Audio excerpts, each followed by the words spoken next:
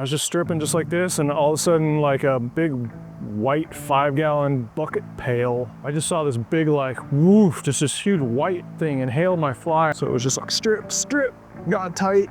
That is the world record musky caught on a fly ever, by a mile. Looks like we're both fishing.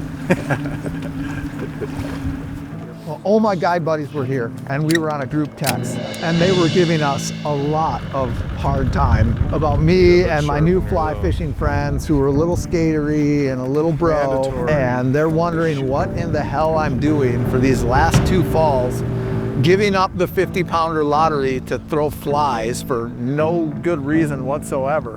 And that moment was like, okay, this is actually legit.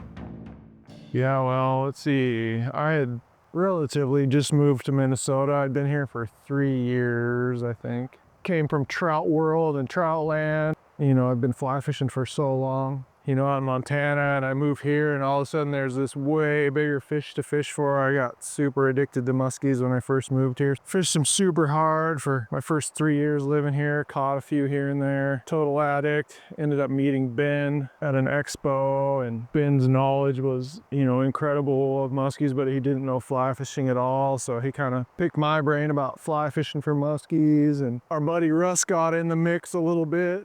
It was the boom of the Minnesota stock muskie fisheries. So this is a managed fishery, and it really blew up in the early mid 2000s. And I was riding that wave. Back in the old days, if you caught a muskie or 2, that was a big deal. In our era, we'd catch 3, 4, 5 a day sometimes.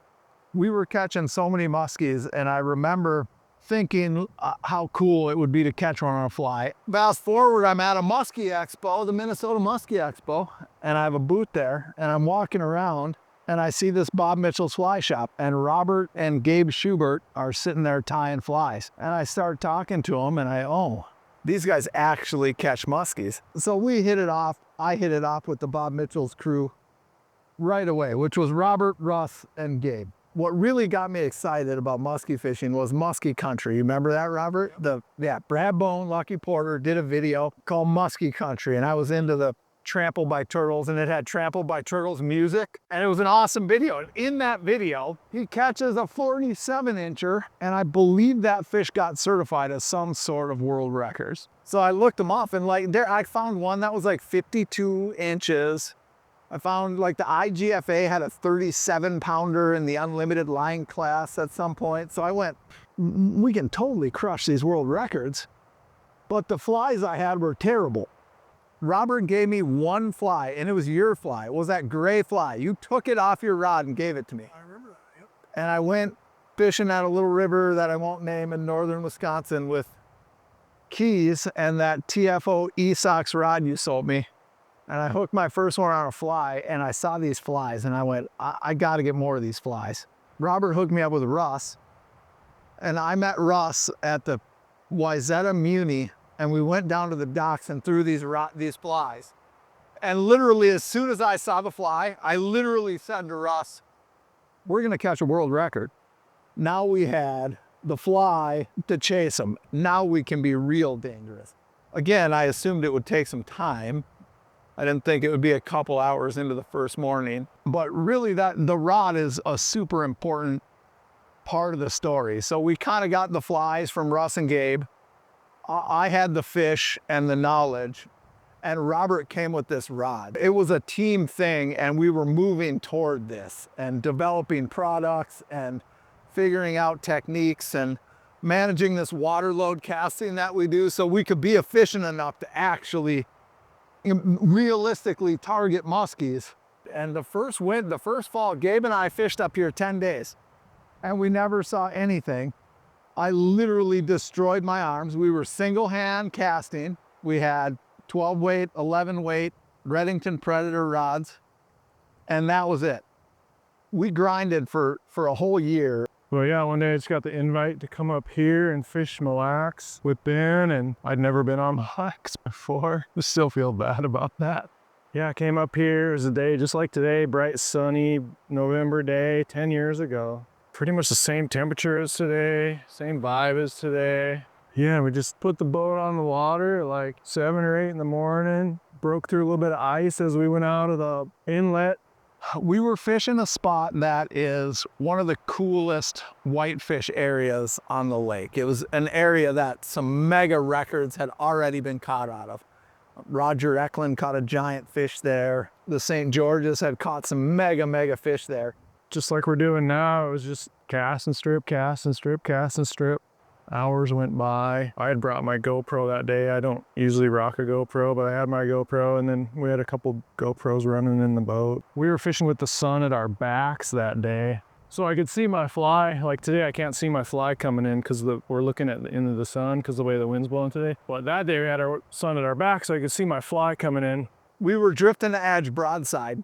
Gabe was running the boat, just keeping us on it. And when you drift broadside like that, we're both getting good, clean water. So I'm casting up on top of it, maybe 8 or 9 feet, and Robert's off the back of the boat paralleling and maybe 12, 14 feet. I was just stripping just like this, and all of a sudden, it looked like a big white 5-gallon bucket pail. I just saw this big, like, woof, just this huge white thing inhaled my fly, so it was just like strip, got tight.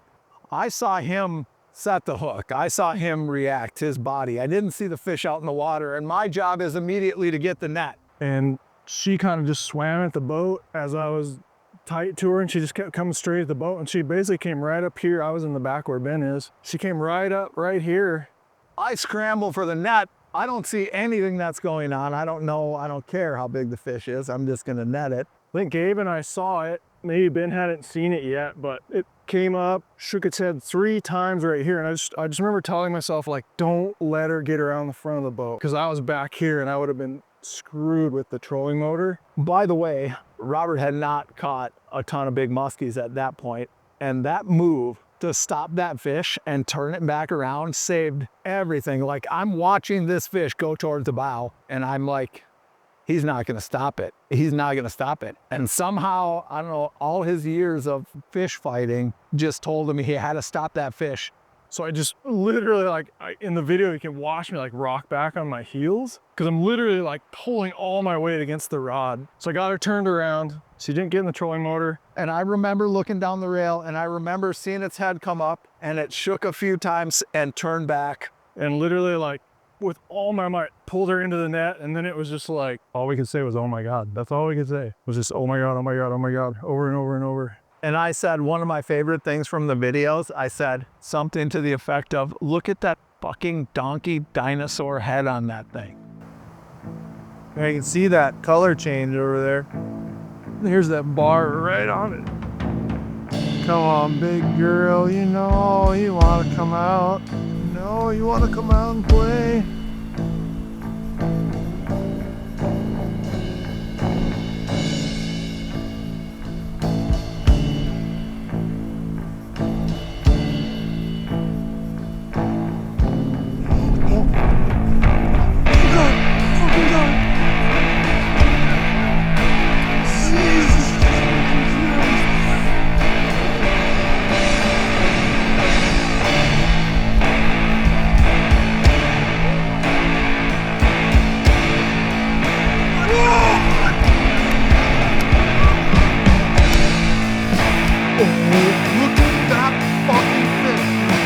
That is the world record musky cutter fly ever, by a mile. That's an old ass fish, man. Look at that fucking fish, dude. Look at that head. That's a dinosaur donkey fucking head. I'll let Ben pull her in. Oh my God.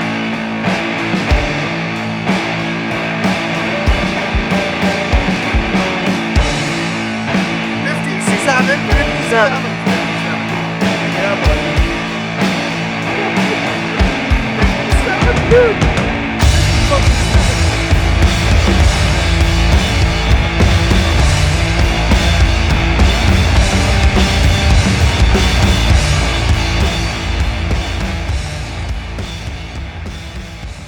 That is the most unreal fish I've ever seen in my life. Oh man, it was unreal. I was literally like, my whole body was just vibrating like electricity. It was crazy. I personally, from Montana, had never seen a fish bigger than like 25 inches, right? Like that's the biggest. And to see like a fish that's like 3 inches short of 5 feet long, I was just dumbfounded. I couldn't even talk really. My computer just went, that does not compute. The size didn't make any sense. There was an overwhelming feeling amongst all of us that this was like preordained, like destined to happen. Like it didn't make any sense. And it just went so perfectly and so beautifully. And the fish was so astronomically huge. Got her up. Ben's like, do you want to, like, you want me to lift her? Do you want to lift her? I was like, I'll give it a try. I think I was so jacked on adrenaline that I just freaking yarded that thing up, and we took some good, quick photos. Got her back in the water, stared at her in the net for a couple more minutes. And then I remember the one thing I remember Ben saying when she swam off, he was just like, dude, that's not a muskie. He's like, look at that fish. Like, what is that? So that happened, and then we all just literally like sat in the boat in silence, just being like, wow, taking it all in. Couldn't believe it happened. You know, you just kept being like, how could this be? Yeah, that's kind of how the day went down. I've still never seen a fish with a head like that. I've never seen a fish with as big of features as that.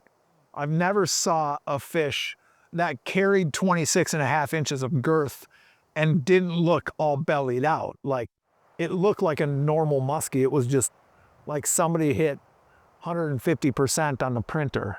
Because I know Ben's fished for muskies for, 20 some years, and Ben's had many multiple very large muskies to the boat or in the net. And for him to be reacting to this fish like he is, I'm like, oh my God, I know this is a fish, right? Like, I mean, a big muskie in Minnesota is a huge deal. And I didn't really know that until I got the fish. The next morning I had like both of the big Twin Cities news crews at my shop door, wanted to do interviews, and I was like maybe the most hungover I've ever been in my life. The fly shop blew up after that fish. That fish went around the world on social media. People in Europe who are big pike fishermen, people would call me from Sweden that want to do a podcast about it, and yeah, it's just nuts. It's without question the absolute highlight pinnacle of my entire going on 30-year career in this business. My life spent in the outdoors. Yeah, so I've come up here every single year. We haven't missed a year since that fish. And we try to play I can't always get up around the exact same day because the weather might be off and the wind might be blowing the wrong direction. So we try to like fish the same spot every year on close to the same day as we possibly can. And so 10 years now, we haven't seen a single fish in 10 years of coming up here. Like, gosh, it would be cool to catch a big one again. That's why we're here today, Strip till your fingers bleed. What, dude? Are you serious? Look at that. Thanks, Ben. That's amazing, dude. Thank you so much. Mad mojo in the boat today. So we took 1.5 inches off the tip and extended to 10 feet.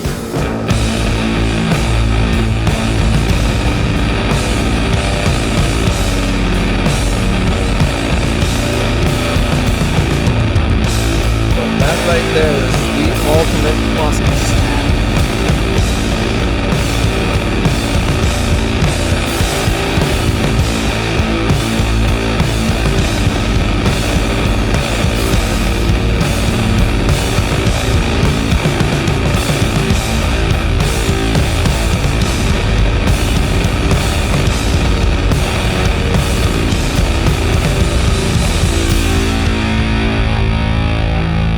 I don't know, we just had this moment where we're all just like stumbling around the boat, like dumbfounded, like, oh my God, did that really just happen? That's a dinosaur donkey fucking head.